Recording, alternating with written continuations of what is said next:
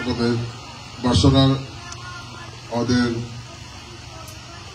গোপালপুর কলেজের সম্মানিত শিক্ষক অধ্যাপক মকসুদুর রহমান হারুন, বিএনপি জামালপুর জেলা শাখার বিজ্ঞান ও প্রযুক্তি বিষয়ক সম্পাদক, আমাদের এই বার্সেলোনা ইউনিয়ন বিএনপির সম্মানিত সভাপতি জনাব আকরাম হোসেন, সাধারণ সম্পাদক মোশাররফুল নাটরাজ, সিনিয়র সহসভাপতি বিরল মিয়া, সাংগঠনিক সম্পাদক রিবেল সহ আমাদের বিএনপি এবং অঙ্গ সহযোগী সমাজের সম্মানিত নেতৃবৃন্দ, একতা সামাজিক সংগঠনের সাধারণ সম্পাদক সহ সকল পর্যায়ের সম্মানিত সদস্যবৃন্দ, আমার প্রিয় উপস্থিতি, আসসালামু আলাইকুম।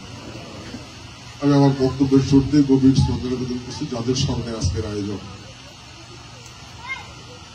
জুলাই আগস্ট 2024 এই জাতি একটি জালেম, জুলুমবাজ, স্বৈরাচার, লুটেরা, দুঃশাসনের সরকারের হাত থেকে মুক্তি পেয়েছে। আমাদের জাতির জীবনে এটি একটা বড় অর্জন। আমরা 17 বছর ফ্যাসিস্টের চাতাগুলে এই দেশের মানুষ বন্দী হয়েছিলাম।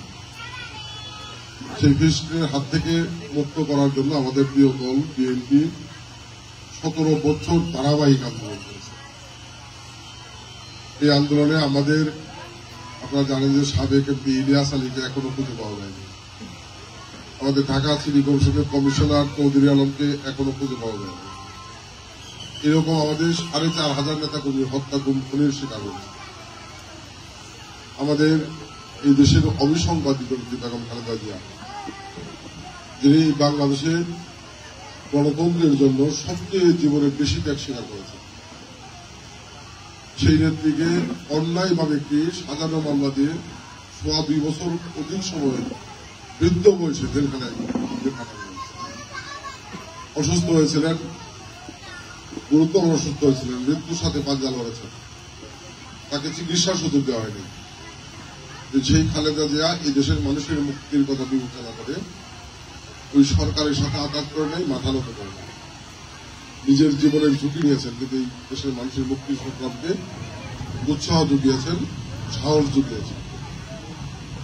আমাদের নেতা তারেক রহমানকে অন্যায়ভাবে সাজা দিয়ে দেশের বাইরে রাখা হয়েছে। গত 16 বছর উনি দিনরাত পরিশ্রম করেছেন এই দেশের মানুষকে ঐক্যবদ্ধ করে ফ্যাসিস্টের পতনের জন্য। আল্লাহ পাকের শুকরিয়া, সফল হয়েছে। আমাদের বিএনপির 38 লক্ষ নেতাকর্মীর বিরুদ্ধে মিথ্যে কাহিনী মামলা দেওয়া হয়েছে। পৃথিবীর ইতিহাসে কোন নজির নাই যে একটা রাজনৈতিক দলের 38 লক্ষ নেতাকর্মীর বিরুদ্ধে মিথ্যে কাহিনী হবে। হাজার হাজার নেতাকর্মী অন্যায়ভাবে গ্রেপ্তার করে জেলখানায় ঢোকানো হয়েছে। আমার পাশে বসা মুরব্বী, ওনাকে বাড়ির থেকে ধরে নিয়ে অন্যায়ভাবে জেল ঢোকানো হয়েছে। এরকম সারা বাংলাদেশের নেতাকর্মীদের জেলে। তারপরেও বিএনপি 17 বছর ধারাবাহিক আন্দোলন করেছে।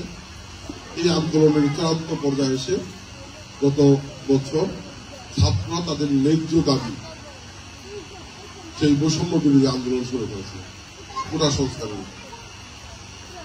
সেই আন্দোলন শেখ হাসিনা যেভাবে বিএনপির গুলি চালায় দমন করার চেষ্টা করছে, ছাত্রদের গুলি চালায় দমন করার চেষ্টা করছে। যখন গুলি চালায় ছাত্রদের হত্যা করে, তখন সেই আন্দোলনে সারা দেশের ছাত্র সমাজ নেমে আসে। বিএনপির নেতা তারেক রহমান বিএনপির সমর্থন, অংশগ্রহণের মধ্য দিয়ে, জনগণের অংশগ্রহণের মধ্য দিয়ে সেই আন্দোলন সরকার পতনের এক দফা আন্দোলনের রূপ নেয়, একটা গণ অভ্যুত্থানের সৃষ্টি হয় এবং গত 5 আগস্ট 2024 স্বৈরাচার সরকার শেখ হাসিনা ক্ষমতার মস্তক ছেড়ে পালিয়ে যেতে বাধ্য হয়েছে। আমরা আজকে এই স্বৈরাচার মুক্ত, দুর্নীতি, দুঃশাসন, ভোট ডাকাত, লুটেরা মুক্ত বাংলাদেশ পাইছি। এই বাংলাদেশ পাওয়ার জন্য আমাদেরকে অনেক ত্যাগ স্বীকার করতে হবে। অসংখ্য ছাত্র জনতার জীবন খেয়েছে। আমি আজকের এই অনুষ্ঠানে আমি সেই দুই ছাত্র জনতার আপনাদের শ্রদ্ধা নিবেদন করছি, বিনয়ের সাথে অনুরোধ করছি, ধন্যবাদ জানাচ্ছি যে আজকের এই আয়োজন করার জন্য। কারণ জীবন দিয়ে তারা আমাদেরকে এই মুক্ত বাংলাদেশ উপহার দিয়ে গেছে। মানুষের জীবনের সবচেয়ে বড় সম্পদ হল জীবন। তারা জীবন দিয়ে এই মুক্ত বাংলাদেশ আমাদেরকে উপহার দিচ্ছে। কাজেই তাদের প্রতি আমাদের কৃতজ্ঞতা জানানো উচিত। আমরা আল্লাহর কাছে দোয়া করি, আল্লাহ যাতে তাদেরকে কবুল করে শহীদ হিসেবে তাদের সকল কবরের হিসাব নিকাশ মাফ করে দেয় এবং তাদেরকে বেহেশত দান করে। সেই সাথে যে কথাটি বিনয়ের সাথে বলতে চাই, যে এত ত্যাগের বিনিময়ে, এত জীবনের বিনিময়ে যে বাংলাদেশ আমরা পেয়েছি, এই বাংলাদেশ আবার কোন অপশক্তির হাতে থাকলে আমরা বাংলাদেশের মানুষ চাই না।